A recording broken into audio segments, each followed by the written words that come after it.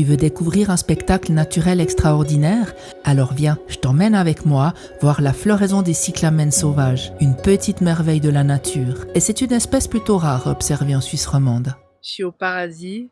À cette période de l'année, il y a une de mes fleurs préférées. Et là, je suis entourée de cyclamènes. C'est trop beau. Il y en a quelques-uns qui sont blancs, mais la plupart sont roses. C'est juste magnifique avec les reflets de lumière dans cette forêt et tout, avec les fougères et tout. C'est waouh. Salut, moi je suis Kate, naturaliste et reporter image engagée en faveur du vivant. Je publie plusieurs vidéos par mois, mais je ne me contente pas de filmer, j'agis concrètement pour les animaux, la faune et la nature, à travers ma fondation Marthe, et ça depuis plus de 25 ans. Alors bienvenue sur cette chaîne YouTube, sur laquelle je te partage mon quotidien, au cœur de la vie sauvage et ses mystères. Nous sommes en octobre, et j'ai décidé d'aller me balader dans un lieu que je connais depuis de nombreuses années. Un petit coin de paradis, surtout en automne, grâce au fleurissement de milliers de cyclamènes qui recouvrent le sol de la forêt. Après une petite marche, je m'approche de l'endroit où chaque année, la magie opère. La douceur de ce début d'automne me laisse présager que cela va être de toute beauté. Je poursuis ma balade et tout à coup, au détour du sentier, mes yeux sont attirés par une touche de couleur au milieu des fougères. Les voilà! Devant moi, des milliers de cyclamènes sauvages sont en pleine floraison. Des délicates fleurs roses et quelques rares de couleur blanche qui se mêlent aux autres semblent presque flotter à travers le vert profond de la végétation. Alors elles sont pas faciles à filmer ces fleurs parce qu'elles sont vraiment toutes petites. Mais waouh, c'est juste magnifique avec ces reflets comme ça, rose pétant dans toute cette verdure.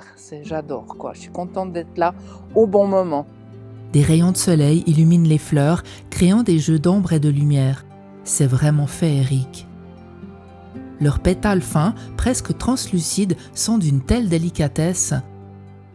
C'est un spectacle d'une élégance et d'une finesse rares.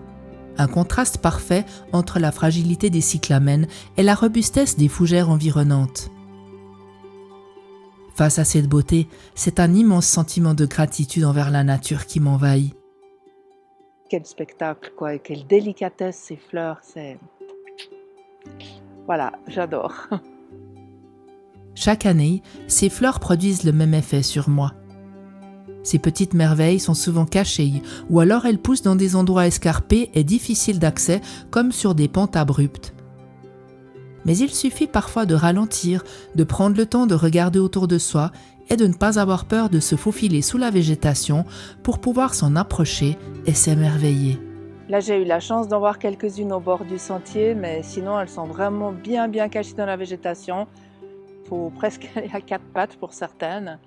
Maintenant, parlons un peu de la biologie remarquable de cette fleur. Les cyclamènes sont des petites plantes tubéreuses appartenant à la famille des Primulaceae. Son nom latin est Cyclamen purpurascens. Il mesure de 5 à 15 cm de hauteur. Répartis principalement dans les régions méditerranéennes, ils sont particulièrement présents dans les sous-bois et sur les pentes ombragées. Ces plantes vivaces sont connues pour leurs fleurs délicates, aux pétales retournés, et leurs feuilles en forme de cœur d'un beau vert. Les cyclamènes préfèrent un sol bien drainé, riche en matière organique. Ils prospèrent dans les sols calcaires, mais peuvent aussi s'adapter à d'autres types de sols.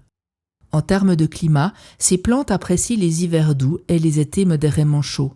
Dans leur habitat naturel, les cyclamènes ne fleurissent qu'à partir de la fin de l'été, voire en automne, lorsque les conditions deviennent plus clémentes.